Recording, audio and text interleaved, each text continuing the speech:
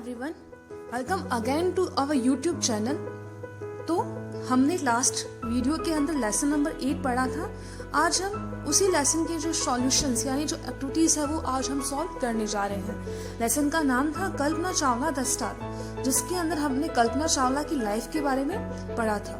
आज हम उसी लेसन से जो रिलेटेड क्वेश्चन आंसर हैं वो हम सॉल्व करेंगे। तो चलिए आगे बढ़ते हैं और सॉल्व करते हैं इसी लेसन के क्वेश्चन आंसर। जब आप आगे का पेज देखते हैं लेसन खत्म होने के बाद में, तो ग्लॉसरी आपको दिखाई देती है, जिसके अंदर आया हुआ है टुक ऑफ। टुक ऑफ का मतलब होता है उड़ान भरी। क्रू यानी जो मेंबर होते हैं प्लेन वगैरह के अंदर, जो स्टाफ होता है उसको इंग्लिश में क्रू बोलते हैं। अनफॉर्चुनेटली का मतलब होता है दुर्भाग्यवश, अनलकीली। प्रायर यानी प्रीवियस टाइम, पहले का। स्पेस क्राफ्ट क्या, जो रॉकेट होता है उसको ही स्पेस क्राफ्ट बोला जाता है, जो अंतरिक्ष के अंदर जाता है। अनएजी स्नैग यानी प्रॉब्लम या समस्या। पेरिस्ट डेस्ट्रॉयड यानी एक ही अर्थ होता है नष्ट हो गया। ग्रीव्ड यानी किसी चीज के बारे में दुखी होना। एस्टेरॉइड्स का मतलब होता है उल्का पिंड, यानी कुछ छोटे छोटे प्लेनेट्स होते हैं जो सन यानी सूरज के चारों तरफ चक्कर लगाते रहते हैं। प्लेनेट यानी ग्रह, जैसा कि अपना पृथ्वी ग्रह है उसी तरह जो अन्य इसी को ग्रह बोलते हैं, प्लेनेट एक ग्रह होता है। मार्स यानी मंगल ग्रह। मीटोरोलॉजिकल का मतलब होता है मौसम विज्ञान संबंधी, जो हमें मौसम विज्ञान के बारे में बताता है उसको मीटोरोलॉजिकल बोलते हैं। डॉर्मिटरी यानी छात्रावास, जिसको हम हॉस्टल भी बोलते हैं। एरोनॉटिक्स यानी विमान विज्ञान, जिसमें प्रैक्टिस करवाई जाती है कि जो फ्लाइंग एयरक्राफ्ट होते हैं उसके बारे में सिखाया जाता है, उनको कैसे बिल्ड करते हैं, वो सब कुछ उसमें सिखाया जाता है। इसके अलावा एस्ट्रोनॉट का मतलब होता है अंतरिक्ष यात्री, जो अंतरिक्ष में जाता है वो एस्ट्रोनॉट होता है।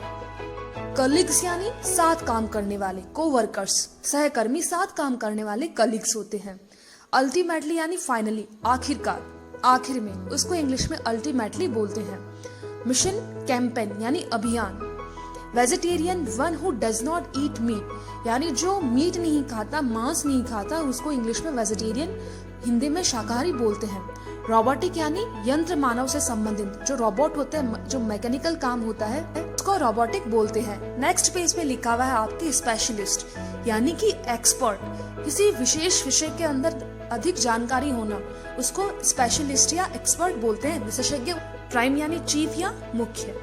अब जो एक्टिविटी फर्स्ट है, answer the following questions in 1 और 2 सेंटेंसेस, कि नीचे दिए गए वाक्यों के क्वेश्चंस के आपको आंसर देने हैं एक या दो सेंटेंस के अंदर, एक या दो वाक्यों के अंदर आपको उनके उत्तर देने हैं। तो फर्स्ट क्वेश्चन है when and where was Kalpana Chawla born.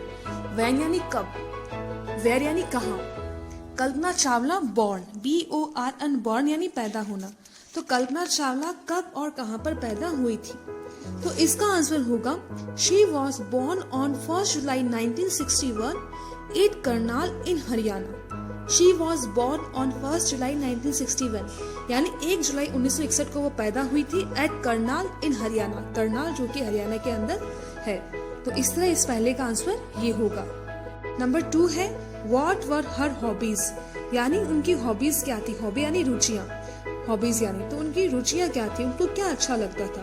तो इसका आंसर होगा रीडिंग यानी पढ़ना, फ्लाइंग यानी उड़ना, एंड बर्ड वॉचिंग, उड़ते हुए पक्षियों को देखना, बर्ड्स को देखना।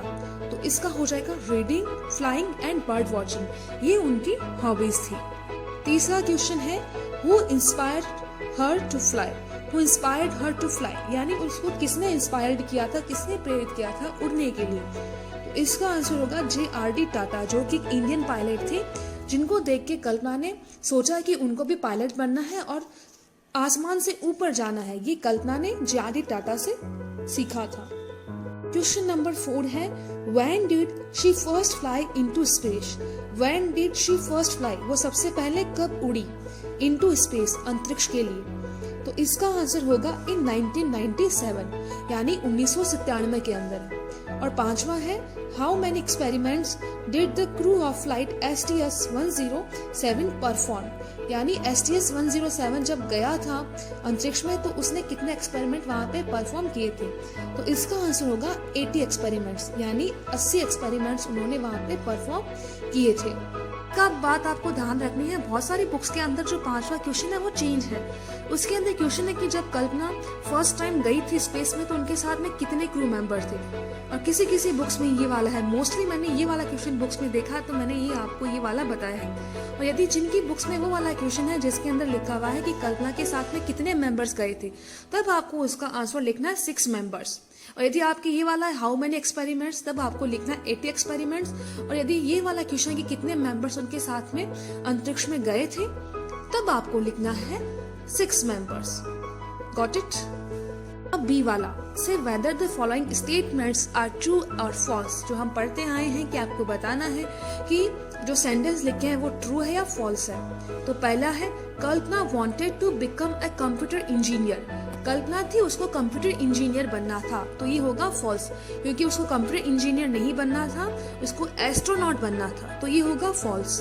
दूसरा, Kalpana Chawla is a role model for many young Indian girls and women. यानी जो कल्पना चावला है वो बहुत सारी भारतीय लड़कियों और महिलाओं के लिए एक रोल मॉडल है कि हमें भी उनकी तरह बनना है, तो ये होगा ट्रू।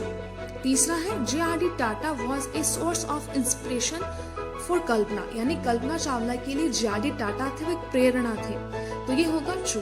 और लास्ट वाला है Kalpana Chawla did her PhD in aerospace engineering in 1984। तो ये होगा फॉल्स, क्योंकि उन्होंने 1984 के अंदर नहीं की थी।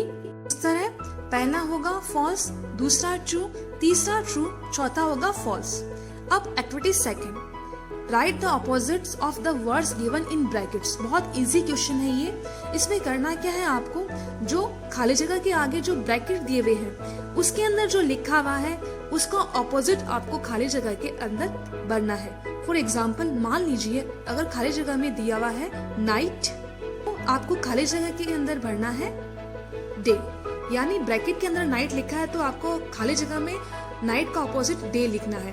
अगर ब्रैकेट में गुड लिखना है तो गुड का ऑपोजिट आपको खाली जगह में बैड भरना है। तो इस तरह जो ब्रैकेट में लिखा हुआ उसका उल्टा आपको खाली जगह के अंदर भरना है। तो पहला है Kalpana Chawla dash on 1 February 2003। Bracket में लिखा हुआ BORN, बॉर्न यानी जन्म लेना, तो बॉर्न का उल्टा होता है डाई यानी मरना। तो इसका हो जाएगा Kalpana Chawla died on 1 February 2003, यानी 2003 में उनकी मृत्यु हो गई थी। दूसरा है my grand mother is dash. अब यंग का ऑपोजिट होगा ओल्ड, तो इसमें आ जाएगा my grand mother is old. तीसरा है Lalit felt dash in his friends company. यानी वो अपने फ्रेंड्स के साथ में अनकंफर्टेबल यानी जो आरामदायक नहीं होता है, और कंफर्टेबल यानी आरामदायक, तो इसमें आ जाएगा comfortable. Lalit felt comfortable in his friends company. इसी तरह लास्ट वाला हो जाएगा इवनिंग का उल्टा हो जाएगा मॉर्निंग। Good morning friends. आपको याद रखना है कि मॉर्निंग का आपका ऑपोजिट कभी भी नाइट नहीं लिखना। मॉर्निंग का ऑपोजिट होता है इवनिंग, डे का ऑपोजिट होता है नाइट। तो इस तरह ये हमें करना है कि जो ब्रैकेट में लिखा हुआ है सिंपली उसका ऑपोजिट हमें खाली जगह के अंदर भर देना है। कुछ नहीं, हमें बस इन वर्ड्स के ऑपोजिट ही याद करने हैं। नेक्स्ट पेज पे एक्टिविटी सेकंड का बी वाला वो हमें सॉल्व करना है। क्वेश्चन है रीड द सेंटेंस, यानी हमें सेंटेंस पढ़ना है। Please make your self comfortable. The word comfortable has been formed by adding able to the word comfort.